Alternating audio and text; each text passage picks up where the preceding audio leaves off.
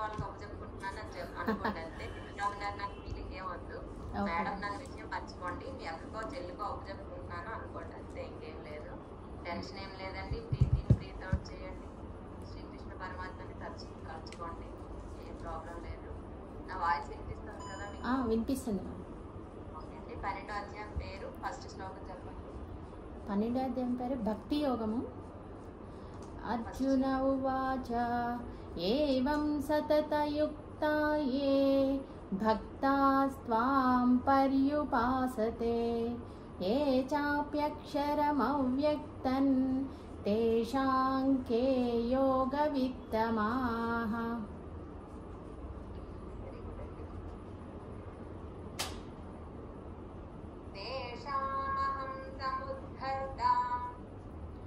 తేషామహం సముద్ధర్తా మృత్యుసంసారసాగరాత్ భవామి న చిరాత్ పార్థ మయ్యావేశితచేతసాం మయ్యేవ మన ఆధస్త్వా మయి బుద్ధిం నివేశయ నివసిష్యసి మయ్యేవ అత ఊర్ధ్వన్న సంశయః.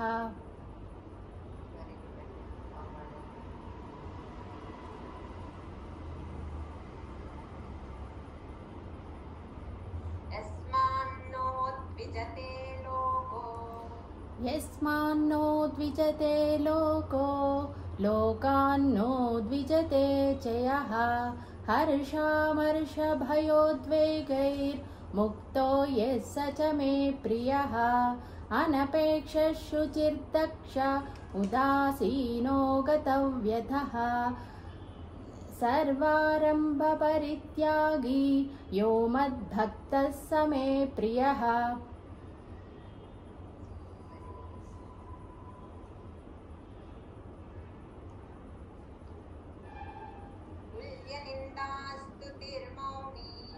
తుల్యనిందాస్తుతిర్మౌని సంతుష్టో येन केनचित् अनिकेतस्थिरमतिर्भक्तिमान् मे प्रियो नरः ये तु धर्म्यामृतमिधै यथोक्तं पर्युपासते श्रद्धदानामत्परमा भक्तास्तेतीव मे प्रियाः.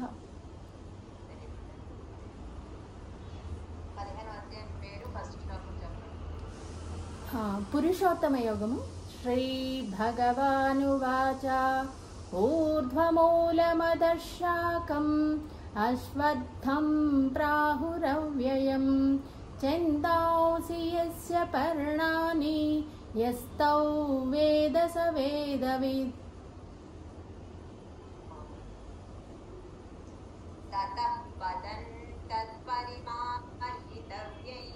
తతః పదం తత్పరిమార్గితవ్యై యస్మిన్ గతానన నివర్తంతి భూయః తమేవ చాద్యం పురుషం ప్రపద్యే యతః ప్రవృత్తి ప్రసృతా పురాణి నిర్మాణమోహాజితసంగదోష అధ్యాత్మనిత్యా వినివృత్తకామాః ద్వంద్వైర్విముక్తాః సుఖదుఃఖసజ్ఞైర్గచ్చन्तమూఢాః పదమవ్యయం తత్.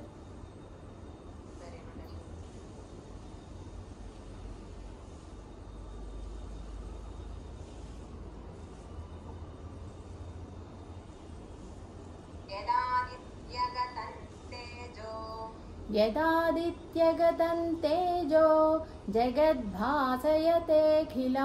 యచ్చంద్రమసి యచ్చాగ్నౌ తత్తేజో విద్ధి మామకం గామావిశ్య చ భూతాని ధారయామ్యహమోజసా పుష్ణామి చౌషధి సర్వాస్ సోమో భూత్వా రసాత్మకః.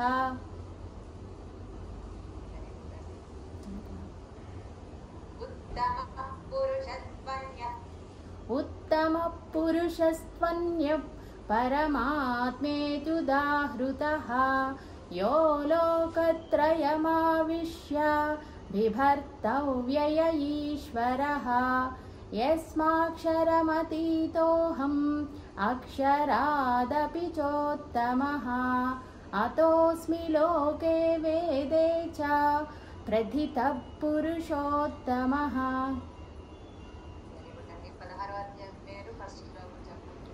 16వ అధ్యాయం పేరు దైవాసుర సంపద్విభాగ యోగము.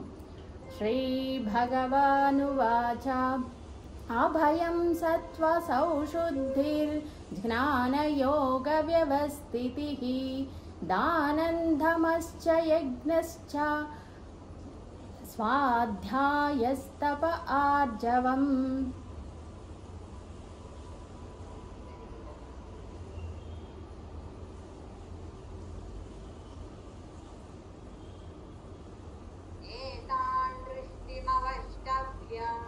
एतान् दृष्टिमवष्टभ्य नष्टात्मानोऽल्पबुद्धयः प्रभवन्त्युग्रकर्माणः क्षयाय जगतो हिताः काममाश्रित्य दुष्पूरन् दम्भमानमदान्विताः मोहात् गृहीत्वा सद्ग्राहान् प्रवर्तन्ते शुचिव्रताः.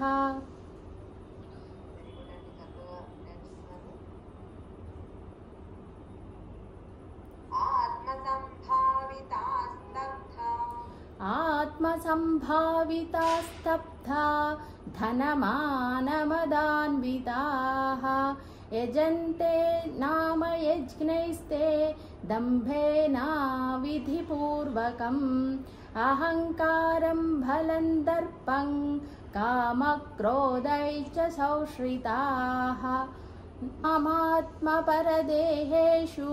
प्रद्विषन्तोऽभ्यसूयकाः.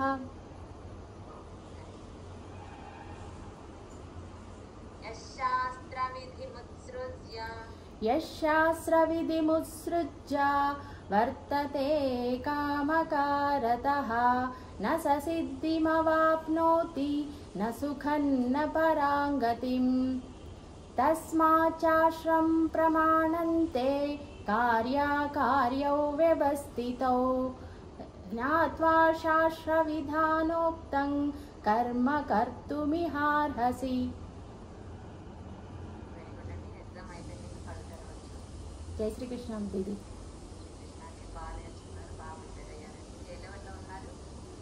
Third level.